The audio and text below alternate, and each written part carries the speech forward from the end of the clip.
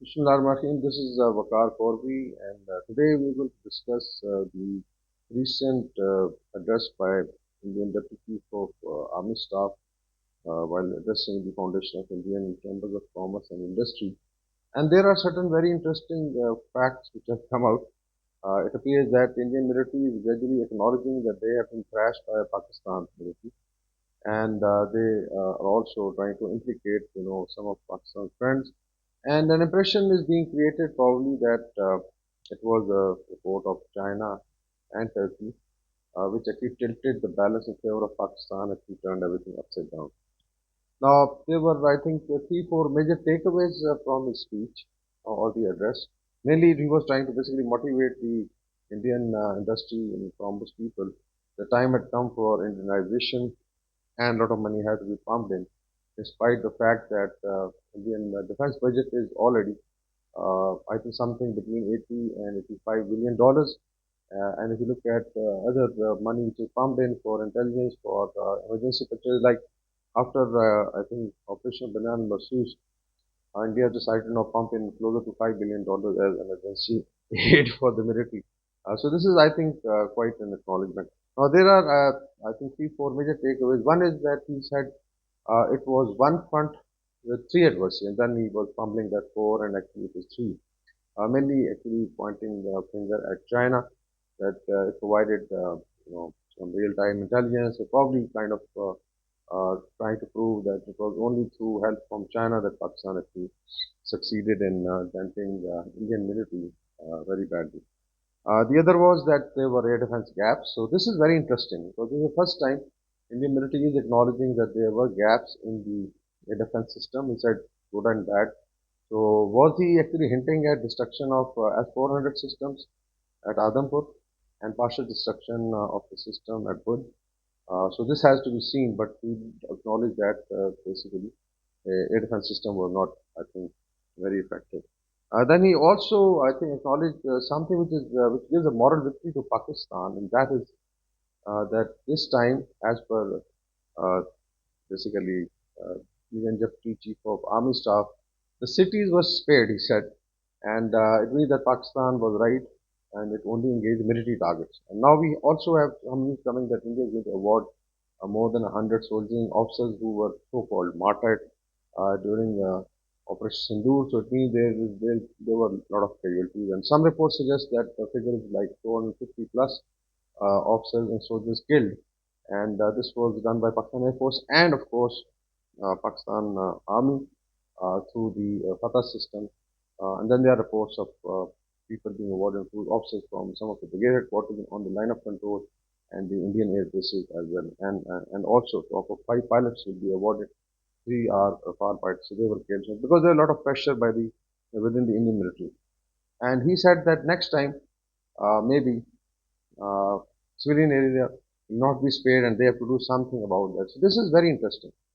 People talk about Pakistan's strategic depth and its limitation.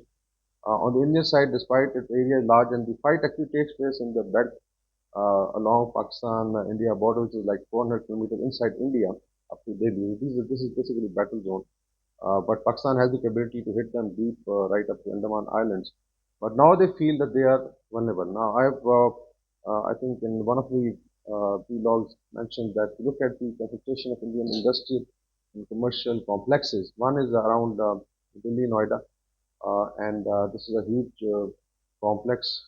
Then we have industrial complex around Ahmedabad. If you combine, Kanda Port, etc., in Indian state of Gujarat, again a huge target. Then comes the Mumbai, Pune area. So these three are right in the range of even I would say medium range systems that Pakistan have. And then there are two more. One is in southern India, and one is towards basically Andhra Pradesh and Telangana. So all told, all these five, I would say, commercial industrial hubs are within Pakistani range. And he mentioned that probably India will have to now look at, and he said it's very, very expensive. We've heard that there are reports of India trying to get point defense, air defense systems which can guard certain areas. Then if you add the, political headquarters like the Rajpat, and then the military bases, logistic bases, nuclear installations, their naval bases.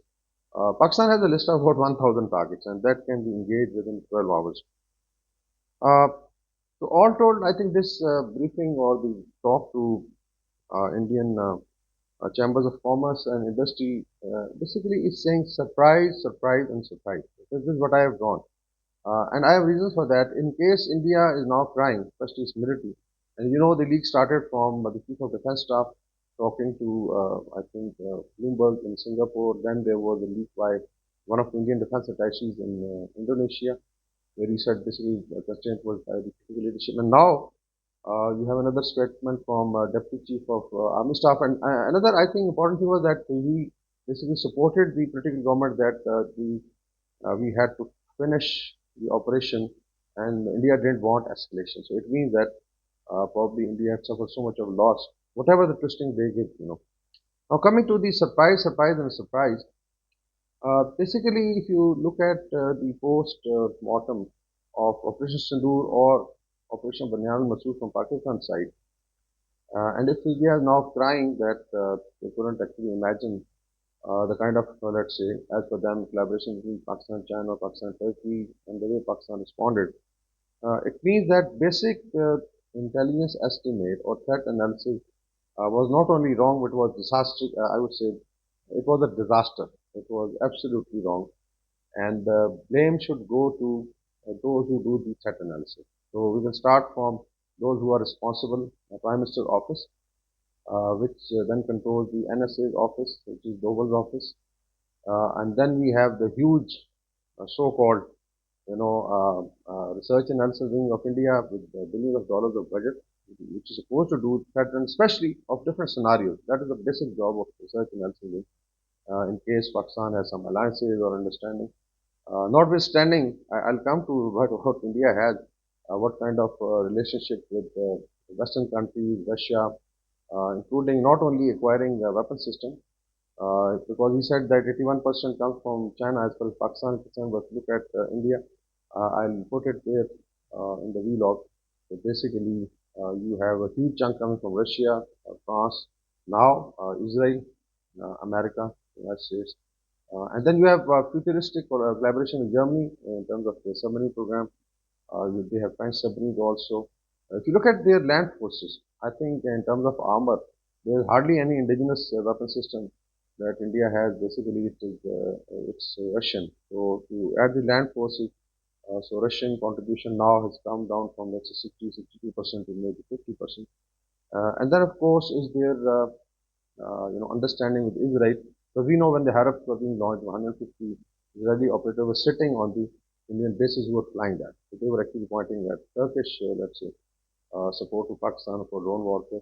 But here we have, then I'm sure there were a lot of technicians from France, even maybe Russian, who were there helping, because they never wanted the weapon system to be let down. And I've always said that the Indian political leadership has become an embarrassment to its arms suppliers. So for threat analysis, you have research analysis wing, but when it comes to hardcore military, you have definitely the DIA or Defense Intelligence Agency, which is supposed to do the military threat. So raw research analysis wing can build up a scenario, and it's not that they do it, maybe they have done it after time. These scenarios are worked out during peacetime, and there are a lot of work. This is their primary job. Now, if you come to the DIN, we have seen that one of the DIA's head was sacked and sent to Andaman Island just after Pahalgam, and then probably brought an Air Force chap. They are supposed to then coordinate intelligence for the uh, the Directorate of Naval Intelligence, Directorate of Air Intelligence, and the MI or the Directorate of Military Intelligence, and then this is put up to the military commander. And the DIA works under the Integrated Chief of Defense Staff, under the CDS. So they also, if you look at the military threat, went wrong. So it means that threat analysis was basically wrong. What were the assumption? I think I have tried to put it in the Urdu media in Pakistan. There are a couple of assumptions that I feel their research analysis wing and their defense establishment and their political leadership went wrong. One was that Pakistan military was very weak. Probably it was at its weakest at this time in 2025. It had no support from masses, because this I think narrative was also, I would say, substantiated by people within Pakistan. I'm sorry to say that one of the political parties and its loyalist YouTubers were trying to project that there will be no support from the people, and people commenting that this is military war, it will be neutral, something like that. But they were, I think, I would say, stupid people. But then, thanks God, they helped India to go wrong. Then, of course, they had the assumption that when India attacks, it's going to be the TTP or Fitnal Faraj and Fitnal Hindustan, the BLA are going to start attacking the Pakistan military.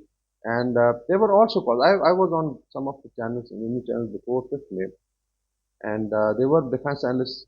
And I was present in the program and saying that Brigadier Saab, we will call then, PTI rank and cadre to attack the Pakistan army from the rear. So this is a kind of, I would say, absurd kind of assumption. There was also news regarding, I think, Imran Khan leaked out by Indian media that something wrong went happened to him in the jail, which was very absurd. But this is now, if you link all that, probably it was a regime change operation. They thought that when the first Saul was fired, Pakistan military will cow down and there'll be huge pressure on the military and political establishment, and then probably there's going to be a collapse. That's why the Godi media was, if you look at the way they had captured Lahore, they had entered almost half of Pakistani Kashmir. They had destroyed Karachi, even Lahore port, and some actually landed up in Islamabad. And people said that they were moving so fast that probably they will reach Kabul in the next 48 hours. So this is, I think, kind of absurd assumptions that they had, and this actually boomerang. If you look at all the assumptions, they went 180 degree in reverse gear. One, people of Pakistan rallied. Pakistan military responded professionally and actually broke the jaws of Indian military through, I would say, mastery over mosaic warfare. I'll discuss it in, I think, some subsequent vlog. What is mosaic warfare and how Pakistan military, especially Air Force, mastered it, and how they basically controlled the multi-domain battlespace. So it was not only Pakistan Army, Air Force, Navy, and rocket forces, but also electromagnetic spectrum, space, and cyber. And add, seven-dimensional information warfare. I think look at how ISPR conducted, or even people of Pakistan, the way they responded, they were making memes of Modi. So this was, I think, a defeat of India in all the domains. So now coming on to this bogey of China going out of the way. Yes, we have defense collaboration that there are joint production. Yes, Pakistan uses most of its hardware comes from China. But if you look at the Indian inventory, so we start blaming, French, American, or the Russians. So I think this will be childish. Uh, I would say that all the nations and states, unless they are, I would say, self-sufficient like China, Russia, and the US, by and even Russians have been getting drones from Iran when there is a need. So nations do, basically procure equipment and then they basically utilize it. Main thing is that Indian military with huge defense budget, if you compare it with Pakistan, like $8 to $9 billion is almost 10 times, could not employ the resources as per their mission. So they failed, I would say, absolutely. What has happened, I think, after Operation Binal Masoos or Marka Haq is that Pakistan's the prestige as a peer competitor, as a military power, I would say has actually grown many folds. Even commentators like Praveen Sani and some of, I think, even Pakistan critics in India do acknowledge that this has gone up as compared to India. We have some of the general officers, retired general officers saying that Pakistan actually used weapon system better than the Chinese. They would prefer, to fight China instead of Pakistan. This is a huge compliment. And now gradually things are basically coming out. What was the design? I think it failed very badly. And I also now try to actually connect, these two wars. Pakistan-India war, I say it war. Maybe it lasted for 4 days, practically for, I would say, 6 to 7 hours. And then Israel-America attack on Iran. There was definitely a design because these two happened within a span of 30 days. So first it was tested on Pakistan, they failed, and then it was tried against Iran through a basically regime change operation, which I think again boomerang. So these two, I would say, fascist leaders, Netanyahu in Israel and Mr. Modi in Delhi, failed to deliver what the imperialist forces wanted. Now, I'll just draw attention to the map of the IMAC, which is basically India, Middle East, and Israel, Europe corridor.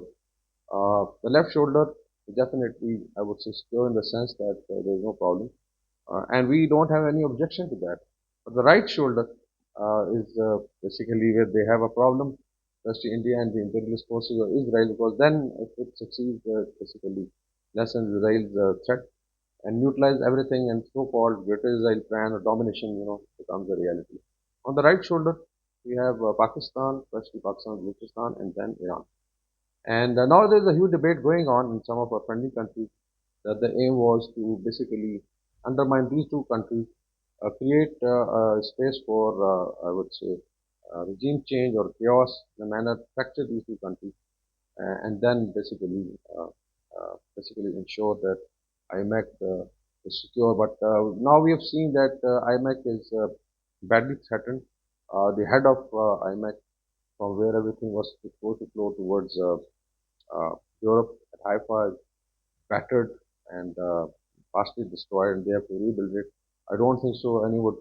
Anyone would now venture through this corridor because of that. And this corridor also cuts across two important corridors. One is, of course, the CPEC extension of the D&R by China, and then Russia's north-south international transport corridor, which basically links, Russia to Caucasus, Iran, and to Indian Ocean. And then there was an offer for Pakistan also. This was going against it. Also add that Pakistan, Iran, and now if you add Turkey, geographically form the southwestern flank of the global south leader. So it's China and Russia. And just have a look at the map, how they are basically placed. And in order to basically check the Eurasian dream of unity and prosperity and coexistence, I think this attempt was made in these two countries, Pakistan and Iran. So all told, these efforts failed, but we should be very careful that these snakes are again going to try to undermine. Now, what has happened inside India is, I think Modi has become highly unpopular, and we have seen the way Jaishankar has been treated, even in Quad's, summit of foreign ministers. He was not able to, bring in Pakistan's name. They refused. But I think now India is trying to build up, China's bogey because there are, I think, two, three reasons. One is there was some, I think, hint from Quad that, you were basically being propped up as a counterweight to China, and here we have a smaller country, Pakistan, breaking your jaw. So what are you doing basically? And then, of course, we have the Quad summit taking place in Delhi. I think somewhere before end of 2025 in Delhi. So likely that President Trump and leadership from Japan and Australia will be there. So now there has to be a China bogey created, and this rhetoric of China, Pakistan, so-called giant front is being propped up to draw, I think, certain concession. Maybe tell the West that we are good enough, but now we need help, and I'm sure. The other is that within India there are huge calls. One is by the military. This kind of coup taking place in military now come up. There's also question of those who were killed, the pilots, soldiering officers in so-called operations in Dur. No award. Actually, there were no announcements. I think probably mentioned that a couple of less than five people were killed and then some were injured. Now the military demanding awards, and very soon you'll find that India is going to award. My information is that it's I think 456 killed and I think closer to 1,000 injured, and probably 100 will be awarded. How they're going to do it, I don't know. Now the political debate in India, one is of course that Congress and the opposition is taking Mr. Modi to cleaner. The other is the calls from within RSS and BJP are now getting louder for resignation of Mr. Modi. And I'll quote, I would say a stalwart from RSS, Mr. Subramanian Swamy, in one of the, interviews with Achena Singh in one of the podcasts. He actually predicted that probably Modi will fall before end of the year. He actually said September. So it means that, and he said actually he should not have been given the third term. There's been a disaster for India and he must go. And then, of course, there is some scandal about Modi also coming up. I think there was some lady with which he was implicated, and she's in America. And probably people are now going to start attacking Modi personally. Uh, Mr. Swamy says that there are reasons for that. One is, of course, the way Modi has handled foreign policy. China had occupied, as per Rahul Gandhi, 4,500 square kilometers in Ladakh in 2020, and Modi said, "No, हमारी सीमा में घुसा है ना घुसा हुआ है," and he basically kept quiet. Even I think the so-called fourth largest military couldn't do anything. And then, of course, is what has happened to India in Operation Sindoor and Pakistan's response to Banyal Makhsus. This is a huge setback to India. There's also talk of who could replace Mr. Modi. So people are mentioning Nitin Gadkari because basically these are the guys who have basically been old stalwarts in RSS and now of course they are part of the BJP and Rajnath Singh. So this is very interesting. Mr. Subramanian Swamy was saying actually there are a couple of other names who are much more capable than Modi and basically saying that Modi is a showboy. Just to add that now Chinese are also opening up. Like there's a huge debate in Indian and Chinese social media on one of the statement by Mr. Victor Gao, I would say an honorable and polished Chinese analyst and commentator that because I think this was a follow-up of Rajnath Singh asking during the Defense Ministers Conference in SCO that India China should settle their dispute. Indians are in a hurry. And if you combine the kind of rhetoric against China that was built up by the military in India-Pakistan war, Mr. Victor Gao said that actually China claims in India goes up to Ganges River. So this is very interesting. And there's a huge comment coming from within India that instead of settling it along the LAC now probably, China is looking much south. But if you look at Ganges River, especially the area in its north, mainly it is to settle. I think as for the Chinese terms, they are looking at Arunachal Pradesh, which is also called South Tibet by China, and they are also, I'm sure, going to basically address the Indian forces in occupied Ladakh. And they are also claiming, Indians, that probably there's going to be, next war will be a joint Pakistan-China, war against India. Things are heating up, very interesting time. But I thought it was very important to put the things in perspective and also for some of the commentators within Pakistan who are trying to undermine the Pakistani military. The Pakistan military has delivered. Asymmetrically, India is a much larger power. Bad thing is that India had an aura of dominance because of various reasons for last, I would say, almost 2 decades. Uh, by employing, their military for demonstration, it has been shattered. The bubble is shattered, and now we have India basically licking its wound. There is also discussion that maybe next time, it comes with a surprise attack. So these are, I think, I would say, very absurd ideas. If India thinks that they can just do missile strike like a cold start, they must understand that Pakistani garrisons are very much closer than the Indian garrisons. So, and so far Pakistan Navy has not come in. We have just displayed, I would say, 10% of the missile and rocket power and air power, and the use maybe less than 2 to 3%. Just imagine if Pakistan actually uses 10%. So this belt of 400-kilometer bordering Pakistan, as we link Delhi to Mumbai, nothing will be left. And so far, Pakistan has not used, as people say that हालेते Qadim Khan Allah Male पे होया. So they are saying basically Pakistan has not used that. These were actually small rocket forces that Pakistan employed. And in terms of capability, Pakistan is going to move ahead. It's not going. Like 2019, India thought that it's going to be something like 2019. Pakistan military developed the concept of mosaic warfare, multi-domain battle space. They, mashallah, have mastered. And we had recently South African AG. Even there's a beeline of militaries in Africa and Asia would like to come and learn from Pakistan, share the ideas. Pakistan is also, I'm sure, maintaining very good relationship with the Gulf countries. And they also now look at Pakistan with more respect as a guarantor of peace in South Asia. I would say that Pakistan military has not only saved South Asia from a nuclear holocaust, but also given a chance to people of India to throw this fascist and get to becoming a normal state. Thank you very much.